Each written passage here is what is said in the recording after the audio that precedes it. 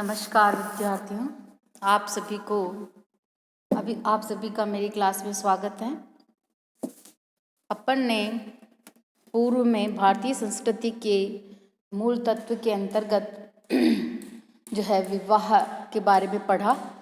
आज हम पंच महायज्ञ के बारे में पढ़ेंगे कि भारतीय संस्कृति में 5 महायज्ञ कौन कौन से हैं।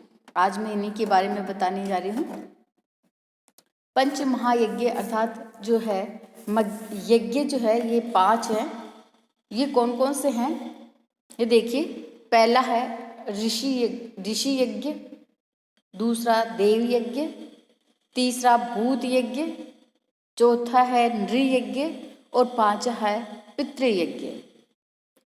तो मनुस्मृति के अनुसार जो है ऋषि यज्ञ के अंतर्गत जो है इसके अंतर्गत प्रतिदिन स्वाध्याय करना और संध्योपासना करना ऋषि यज्ञ है।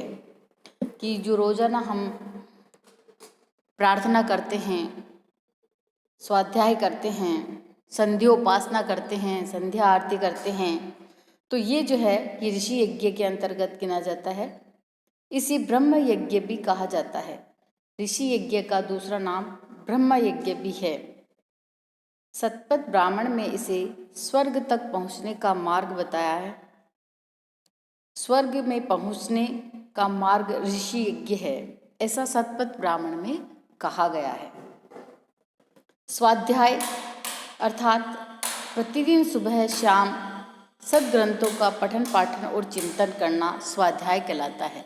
अर्थात जो हम रोजाना सुबह शाम जैसे रामायण है, भगवत गीता है, इनका जो अध्ययन करते हैं ये ही स्वाध्याय कहलाता है। संध्योपासना, संध्या के समय जो ईश्वर की प्रार्थना की जाती है, आरती बोली जाती है, ये जो है ये संध्योपासना कहलाती है। ईश्वर की उपासना करना ही संध्योपासना है। संध्या कालीन अर्थात सायंकालीन समय में ईश्वर की प्रार्थना करना ही संध्योपासना है। ऋषि यज्ञ का जो उद्देश्य है यह आत्मनिरीक्षण करते हुए परमात्मा में निमग्न होना है। इसका उद्देश्य है ऋषि यज्ञ का कि आत्मनिरीक्षण करते हुए परमात्मा में निमग्न होना, अर्थात परमात्मा में से संलग्न होना, जुड़ना, यही इस यज्ञ का उद्देश्य कहा गया है। कि जैसे अपन घर में संध्या वंदन करना, स्वाध्याय करना, है ना, ये ऋषि यज्ञ के अंतर्गत गिना जाता है। और ऋषि यज्ञ का दूसरा नाम ब्रह्म यज्ञ भी कहा गया है। दूसरा जो यज्ञ है वह है देव यज्ञ। दूसरे नंबर का जो यज्ञ है वह देव यज्ञ है। देव यज्ञ में इस देव यज्ञ का दूसरा नाम है अग्निहोत्र यज्ञ। इसका दूसरा उसका ऋषि यज्ञ का दूसरा नाम क्या था? ब्रह्म यज्ञ। और देव यज्ञ का दूसरा नाम क्या है? अग्निहोत्र यज्ञ। इसका दूसरा नाम है अग्निहोत्र यज्ञ। इसके अंतर्गत प्रतिदिन दोनों संध्याओं में हवन कर्म करना चाहिए। देव यज्ञ का मतलब प्रतिदिन जन सवेरे कालीन सवेरे सुबह प्रातःकाल और संध्या काल दोनों ही समय हवन कार्य करना ही देव यज्ञ के अंतर्गत आता है। इसका जो उद्देश्य है ये किस उद्देश्य से किया जाता है कि राष्ट्र का कल्याण हो, वातावरण की शुद्धि हो। हवन करने से पर्यावरण की शुद्धि भी होती है, अर्थात अनेक जो गंदगी है पर्यावरण में वह दूर हो जाती है और वातावरण एकदम शुद्ध और साफ हो जाता है, जिससे कि अपन उस वातावरण में रह सकें।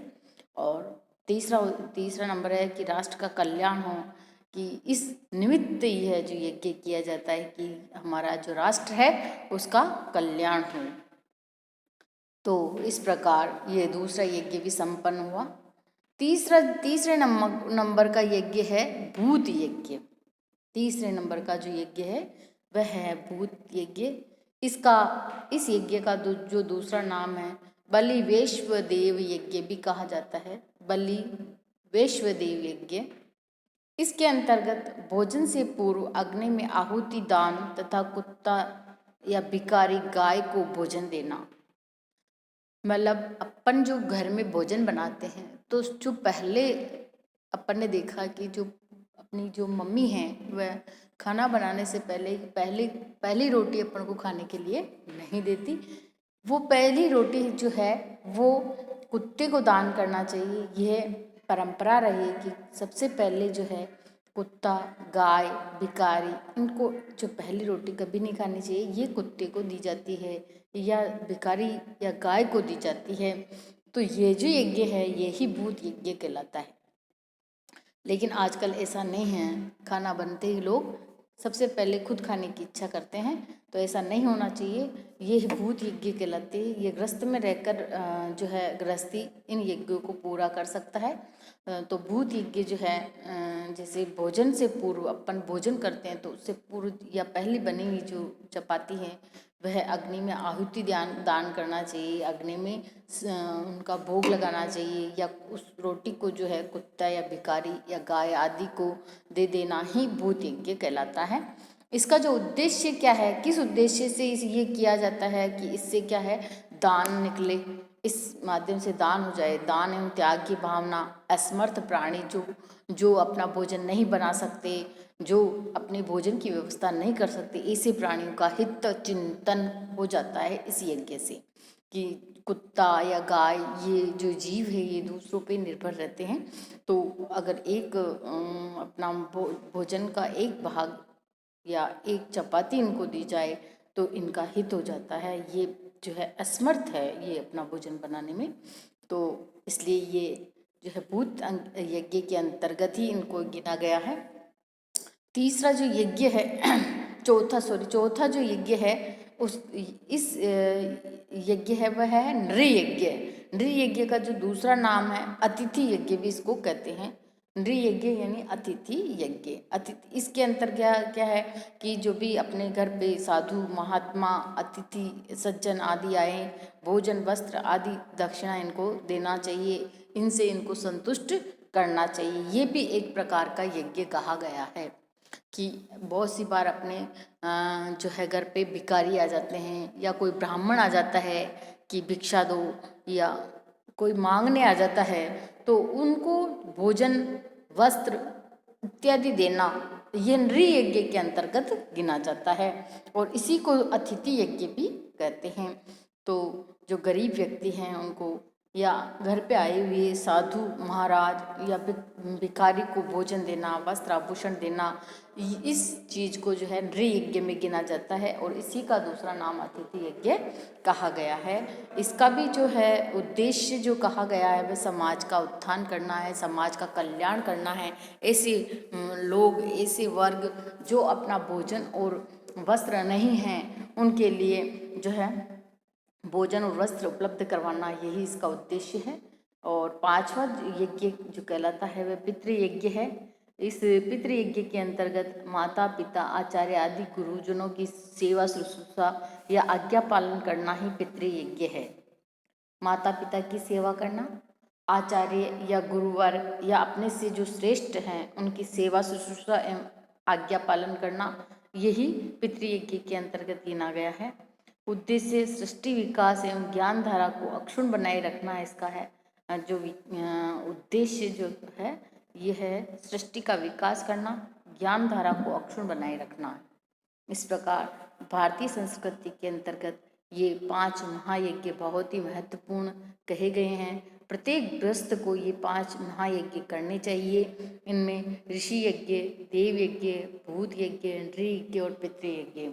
तो जो अपनी दैनिक कर्मों के अंतर्गत ही इन यज्ञों को संपादन हो जाता है। जैसे स्वाध्याय करना, पढ़ना, पढ़ाना, संध्योपासना करना, ये जो है ये ऋषि यज्ञ के अंतर्गत आ गया। और दूसरा जो संध्या वंदन करना, संध्या के समय हवन करना या सवेरे प्रातः हवन कर्म करना, ये देवी यज्ञ के अंतर्गत आ गया। भूत यज्ञ के अंतर्गत भोजन से पूर्व कुत्ते, भिखारी, गाय आदि को देना, ये जो गाय भैंस इनको भोजन खिलाना, भोजन करवाना, ये जो है भूत यज्ञ के अंतर्गत है। और नृयज्ञ के अंतर्गत अतिथि साधु महात्मा साधुजन लोग हैं उनको वस्त्र आभूषण दे करके संतुष्ट करना, यह नृयज्ञ के अंतर्गत है। और माता पिता की सेवा करना, शुश्रूषा करना, गुरु की पूजना करना, सेवा करना, उनकी आज्ञा का पालन करना, ये पितृयज्ञ के अंतर्गत आ गया। इस प्रकार जो है भारतीय संस्कृति का जो महत्वपूर्ण टॉपिक है पंच महायज्ञ, ये संपन्न हुआ। और जो दूसरा छोटा सा ही टॉपिक है इसी के अंतर्गत, वो है ऋण त्रय। ऋण त्रय जो है ये कौन कौन से हैं, ये भी मैं इसी में पढ़ा देती हूँ, आज ही इसको पढ़ा देती हूँ। तो ऋण त्रय के अंतर्गत है, पहला ऋण है देव ऋण, दूसरा है पितृ ऋण, तीसरा है ऋषि ऋण। तो देव ऋण क्या होता है? देव ऋण के अंतर्गत यज्ञ करने से इस ऋण की मुक्ति हो जाती है। जो व्यक्ति गृहस्थ आश्रम में रहकर जो यज्ञ यज्ञादि करता है, यज्ञ का आह्वान करता है, अपने देवताओं को संतुष्ट करता है यज्ञ के माध्यम से, तो ये एक प्रकार का ऋण होता है। और इन यज्ञ करने से इस ऋण से मुक्ति मिल जाती है, देव ऋण इसे कहते हैं। और यज्ञ हवन आदि किया जाता है, तो इन जो देव ऋण से मुक्ति मिल जाती है। दूसरा जो ऋण होता है वो पितृ ऋण है। पितृ ऋण है, इससे भी व्यक्ति क्या है, ऋणी रहता है। और इस ऋण को उतारने के लिए क्या किया जाता है? संतानोत्पत्ति और संतान को योग्य शिक्षा देकर पितृ इस ऋण से मुक्ति संभव है। जैसे पिता है तो पिता पर भी एक ऋण जड़ा हुआ होता है कि जब तक वो अपने बच्चों को, अपने पुत्री को उचित शिक्षा नहीं दे तो वह उस ऋण से मुक्त नहीं हो पाता है। तो पिता को, अपने संतान को जो योग्य शिक्षा देकर और इस ऋण से वह मुक्ति पा सकता है। ये भी दूसरे प्रकार का ऋण कहा गया है। इसी प्रकार जो तीसरा ऋण है वो ऋषि ऋण है। ऋषि ऋण का अर्थ है कि स्वाध्याय करने से इस ऋण से मुक्ति प्राप्त हो जाती है। अपन को अच्छे ग्रंथ, सद्ग्रंथों का अध्ययन करना चाहिए। रामायण, अपने जो हिंदू धर्म में है रामायण, महाभारत, श्रीमद् भागवत गीता है, पुराण हैं, भागवत पुराण है। तो ये जो आध्यात्मिक ग्रंथ है, इनका पढ़ना ही स्वाध्याय है। और इस स्वाध्याय को ही ऋषि ऋण कहा जाता है। तो अपन को अच्छी जो धार्मिक ग्रंथ पढ़ने चाहिए और इसी से इस ऋण की मुक्ति मिल जाती है। महाभारत के चतुर्थ ऋण मनुष्य ऋण भी माना गया है महाभारत में। तो दया, करुणा और निर्धन की सेवा करने से इस ऋण से मुक्ति मिल जाती, ऐसा कहा जाता है। महाभारत में चौथा ऋण है, वैसे तो 3 ऋण बताए हैं, लेकिन महाभारत में है चौथा ऋण भी माना गया कि मनुष्य ऋण। मनुष्य ऋण क्या है? मनुष्य के पर कौन सा ऋण है कि किसी व्यक्ति के ऊपर दया करे, निर्धन की सेवा करे, तो इस ऋण से उसकी मुक्ति हो जाती है। इस प्रकार अपने भारतीय संस्कृति के मूल तत्व के अंतर्गत ये 5 महायज्ञ और ऋण त्रय ये पढ़ लिए आज। इससे पूर्व अपन ने विवाह प्रकरण पढ़ा और आश्रम व्यवस्था, वर्णाश्रम, वर्ण व्यवस्था, इनका अध्ययन अपन ने कर लिया है। आगे जो भी अपना बचा हुआ टॉपिक है वो पढ़ेंगे। धन्यवाद।